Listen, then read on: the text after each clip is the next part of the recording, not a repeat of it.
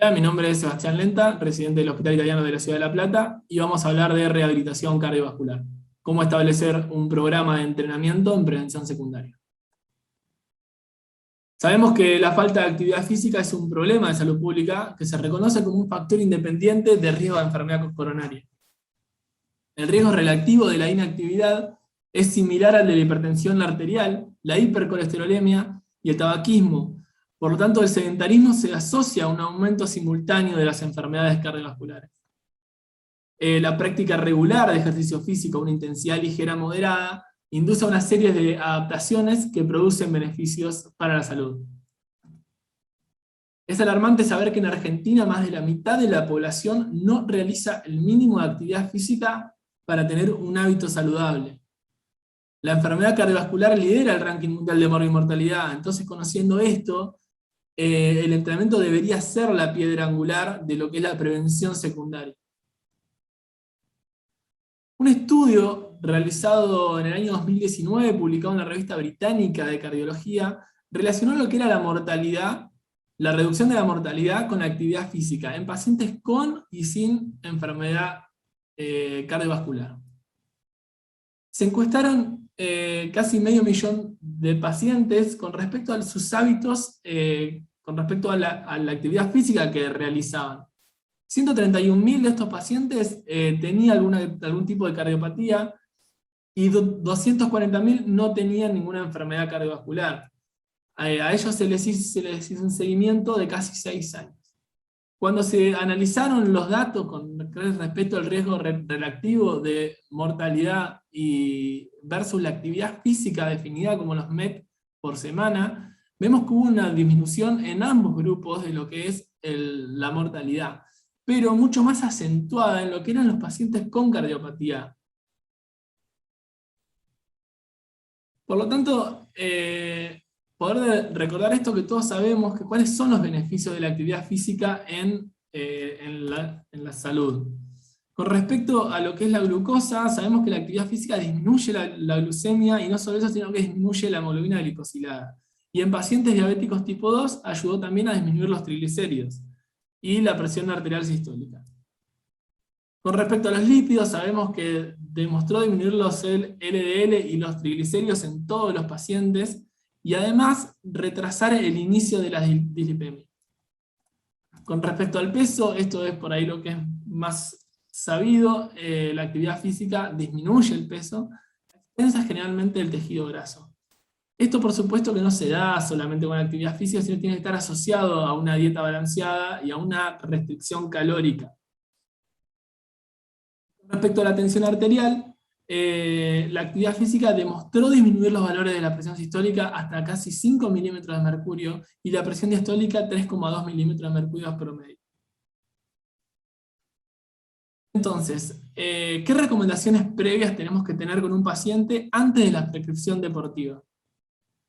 Es imprescindible la adecuada clasificación de riesgo antes de empezar con un programa de entrenamiento. En cualquier paciente tenemos que clasificar a este paciente. Por supuesto que como primer paso tenemos que conocer al paciente, conocer su historia clínica, un buen examen físico y tener todas las pruebas complementarias que nos sirvan para estratificar a este paciente y saber a quién tenemos enfrente. Y por supuesto, como segundo paso, y por ahí lo más importante antes de la prescripción, es la utilización de una prueba funcional. Una prueba funcional que nos va a servir para conocer el comportamiento de la frecuencia, el comportamiento de la presión arterial sistólica, ver o no la presencia de arritmias, conocer la adaptación muscular de ese paciente ante un estímulo, y por supuesto la valoración funcional. Tenemos muchísimas pruebas funcionales, vamos a hablar un poco de las dos más accesibles y conocidas por todos.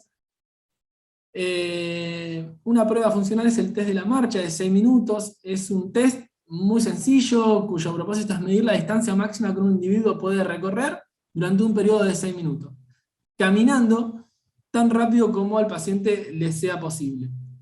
¿Qué ventajas tiene este test? Que por supuesto es bajo costo, nulo costo, es muy sencillo de realizar, es reproducible y es muy bien tolerado por los pacientes. Y además es útil para valorar la clase funcional del paciente. ¿Qué desventajas tiene? Como ya se imaginarán, casi siempre los esfuerzos que se realizan son submáximos y hay poca evidencia con respecto al test de la marcha. Con respecto a lo que es la prueba de esfuerzo graduado, mejor conocida como ergometría, ¿en qué consiste esta prueba? Consiste en pedalear o caminar en una cinta o en una bicicleta en diferentes etapas a medida que se va aumentando el nivel de esfuerzo. A medida que se aumenta el nivel de esfuerzo, vamos a ir monitorizando tanto la frecuencia cardíaca como la presión arterial sistólica, además de poder valorar cambios en el electrocardiograma. Y por supuesto después vamos a valorar lo que es los cambios hemodinámicos en la recuperación. ¿Qué ventajas tiene? Primero que hay un control directo de la detección de isquemias y arritmias, tiene alto valor pronóstico, es altamente reproducible y es mucho más objetivo que lo que es el test de la marcha.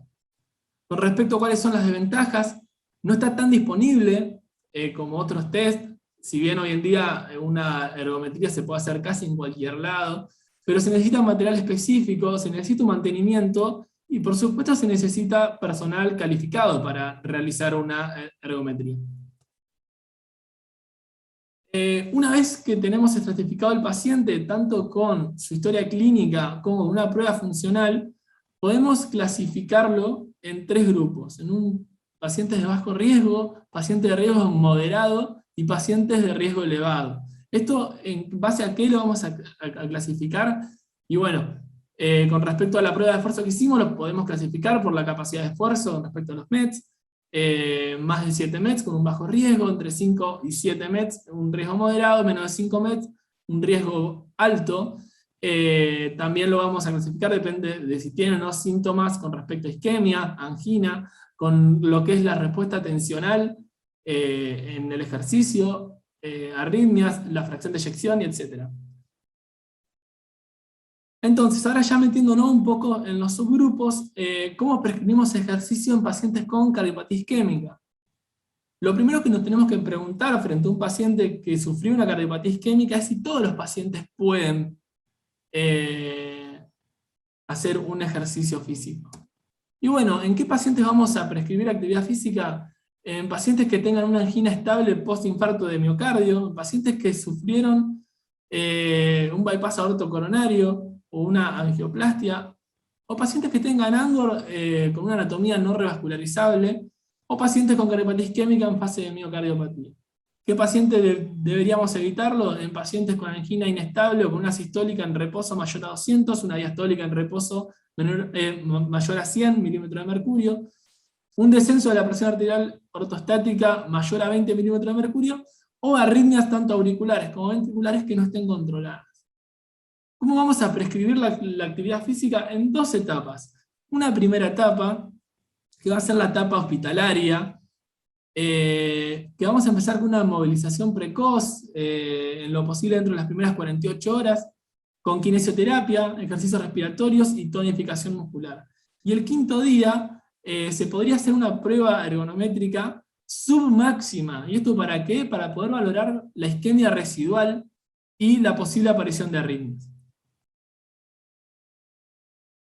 En un segundo paso, para prescribir después del alta, depende de la estratificación que hicimos de los pacientes, podemos hacer en pacientes de bajo riesgo, pacientes que empiecen caminando a paso cómodo, empezando con 20 minutos y llegando a 1 hora o más al día. Esto siempre conviene complementarlo con tanto lo que es la movilización articular como lo que es la tonificación muscular. Hoy en día también se sabe que los ejercicios de fuerza y ejercicios con peso son también tan importantes como los ejercicios aeróbicos. A medida que el paciente va mejorando su capacidad funcional y mejorando su clase funcional, podemos intensificar tanto el volumen como la intensidad de los trabajos. Y en pacientes de riesgo moderado o elevado, el ejercicio debe efectuarse siempre bajo control electrocardiográfico y con personal calificado. Esto ya no se puede hacer de forma ambulatoria, sino que debería hacerse en centros especializados en rehabilitación. La programación de la intensidad debe realizarse a una frecuencia cardíaca menor a 10 latidos de lo que aparecen generalmente los trastornos, ¿sí? Con respecto a los pacientes con insuficiencia cardíaca, algo para aclarar es que los efectos del ejercicio en la insuficiencia cardíaca no se centran en la mejora del gasto cardíaco como por ahí a priori uno piensa, sino que los cambios que se generan en la insuficiencia cardíaca con el ejercicio es un incremento en la actividad neuronal parasimpática, lo que me disminuiría la respuesta simpática generando un efecto beta bloqueante, una mejora en lo que es el consumo de oxígeno a nivel periférico, con un retraso de la aparición del umbral anaeróbico, y una disminución en la exigencia del flujo sanguíneo para una carga determinada de trabajo. ¿Bien? Entonces, lo primero a tener en cuenta es que estos pacientes deberíamos evaluarlo primero con una ecocardiografía, requiriéndose una fracción de eyección mayor del 25% y con una prueba de esfuerzo de por lo menos 4 METs. Y, por supuesto, que no se observe isquemia, hipotensión o arritmias graves. ¿Qué clase de actividad le podemos prescribir a estos pacientes? En principal, actividad aeróbica de baja intensidad, lo que es caminar o bicicleta. Una duración inicialmente en periodos de 10 a 15 minutos, hasta llegar a 30 a 40 minutos. Si el paciente no lo soporta, podemos hacer intervalos de 2 a 4 minutos con 1 minuto de descanso intercalado. Y vamos aumentando, por supuesto, según la tolerancia del paciente. Inicialmente lo vamos a hacer en una frecuencia del 60-70% de su frecuencia cardíaca máxima, según lo que tuvimos en la prueba de esfuerzo, y podemos ir aumentando hasta llegar a un 70-80%. El programa debiera prolongarse un mínimo de 6 meses para ver beneficios en pacientes con insuficiencia cardíaca. Y la valoración periódica de la clase funcional es útil. ¿Para qué? Para revalorizarla y rediseñar los objetivos del paciente según su clase funcional. En pacientes con clase funcional 3-4, por ahí el test funcional, esto sería mejor que sea una ergoespirometría, sobre todo para ser más objetivo y no depender tanto de la motivación del paciente.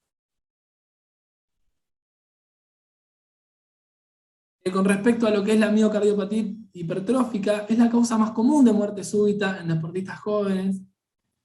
Ciertos marcadores de muerte súbita nos pueden alertar frente a un paciente con miocardiopatía hipertrófica, a pacientes que tengan antecedente familiar de muerte súbita, o pacientes que hayan sufrido un síncope de esfuerzo, o arritmias graves en reposo, hipotensión durante la prueba de esfuerzo, y un grosor del septum que hasta 20 milímetros hablamos de una mortalidad de hasta el 20%, y a partir de 30 milímetros más hablamos de una mortalidad de hasta el 40%. Pacientes menores a 30 años no deberían realizar deportes de competición, pueden practicar deporte de baja a moderada intensidad, y pacientes de mayores a 30 años pueden practicar deporte de más nivel de esfuerzo, si es que no existen estos marcadores de los que hablamos de riesgo de muerte súbita. Podemos concluir entonces que la evidencia disponible demuestra que la actividad física reduce tanto la mortalidad como los factores de riesgo. Y cabe encontrar el equilibrio entre lo que son las frecuencias de las sesiones, la intensidad de las sesiones y la duración, también la variación de diferentes ejercicios, sobre todo para la adherencia del paciente a esto que no deja de ser un tratamiento. Y por supuesto, si bien tenemos guías y tenemos diferentes formas de prescribir la actividad física, la prescripción siempre debe ser de forma individualizada. Eso es todo, muchas gracias.